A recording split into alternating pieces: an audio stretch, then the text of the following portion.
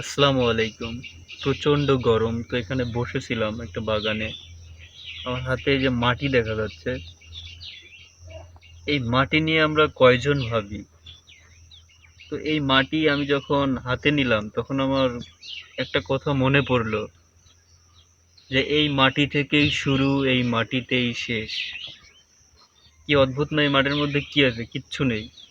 কিন্তু এই মাটি থেকে ঘাস জন্মায়, ফসল জন্মায়। আল্লাহ তাআলা এখানে কত বরকত রাখছেন। রিজিক, এই মাটি থেকে রিজিক আসে। আবার অদ্ভুত বিষয় যে একদিন এই মাটির খাবার আমরা হব। এখন আমরা মাটি থেকে নিচ্ছি, একদিন মাটি আমাদের খাবে। সত্যি সুযোগ সবারই একবার করে আসে। এই মাটির ক্ষেত্রেও তাই। এখন সুযোগ আমাদের, একসময় এই মাটির সুযোগ আসবে। তো এই যে মাটি, এই মাটি থেকেই তৈরি আমরা।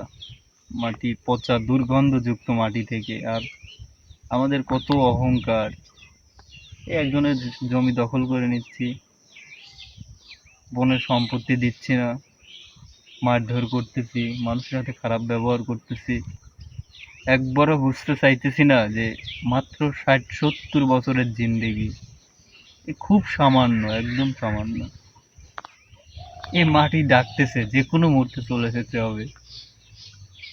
তো এই মাটি নিয়ে ভাবতেছিলাম যে এখানেই শেষ, এখানেই শুরু হয়েছিল।